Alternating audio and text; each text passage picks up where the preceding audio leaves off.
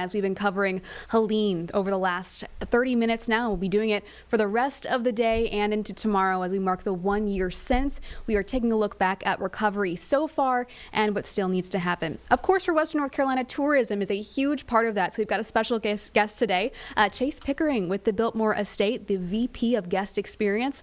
Chase, thank you so much for being here today. Thank you. It's great to be here. Thank you for shining a spotlight on Western North Carolina here. Well, I'm sure you guys are very, very busy. Of course, the tourism season getting started, and I want to get to all the important things you guys have coming up in the fall and the holidays. But I want to start with the 1 year since. Let's talk about what that looked like for the Biltmore Estate, and how has that recovery process been? I am so incredibly proud of what our team has been able to accomplish. We were able to open up 5 weeks after the storm. And, as we approach this anniversary, we are taking a moment to reflect on the resiliency of the community, but also celebrate the progress that has been made. There's so much beauty here in Asheville and Biltmore, and we are so excited to welcome people back to this region. And as we talked about, the biggest part of the holiday season coming up, I know that's huge for you guys, is the tourism that happens when the leaves start to change and when we get close to Thanksgiving, Christmas. So anything in particular that visitors can look forward to, anything you'd say to encourage people to come out?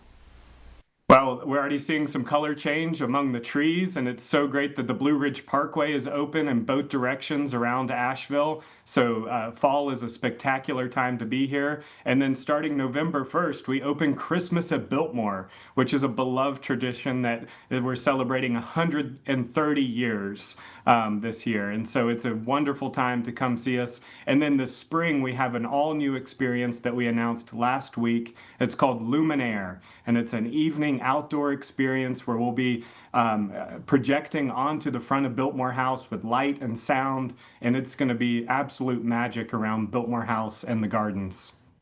I think that's so special too, not that just that you guys are bringing back these beloved traditions, but you're in the phase where you're able to start new ones. We're past that kind of peak of recovery and you guys are already starting new things.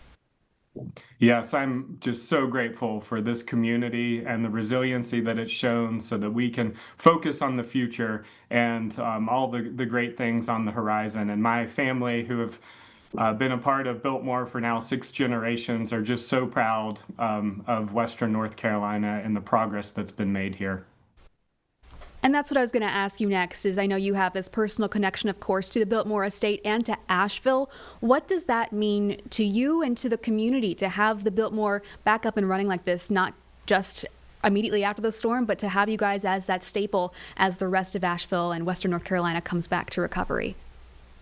Tourism is a vital part of this economy here in Western North Carolina, and we felt as a family, since Biltmore has been family owned and operated by my family since its creation by my great-great-grandfather, George Vanderbilt, we felt it was important to get Biltmore open as soon as we could safely. So we reopened 5 weeks after the storm, and the feedback that we've received is that we really were that beacon of hope, that it was a signal that it was okay to come back to this region. And it meant a lot to our family to see people come back and embrace the creativity, the beauty that is Western North Carolina. My family actually spent Christmas at the Biltmore last year. It was really cool to see how quickly, of course, how quickly y'all came back after this. Is there anything that you would say helped everyone get through this? I know you mentioned that this was kind of a beacon of hope, but to pull that together so quickly, what do you think is the message that is keeping everyone together? Well, I think we have incredible individuals here that work at Biltmore and that are a part of this community, and the way that everyone came together to support each other through this challenging year so that we could really work our way through all the many challenges. That's what gives me hope. That's what has inspired me, is this strong sense of community, and to look around and see that the beauty of these mountains is still here, the vibrancy of this community is still intact. That's what inspires me every day. Do you have any expectations? I know I mentioned I was there last year. It was very busy already. Do you have expectations that it will be even busier this year? Yes, we are seeing some promising trends. that we are going to have a good fall and Christmas season. We need folks to show up.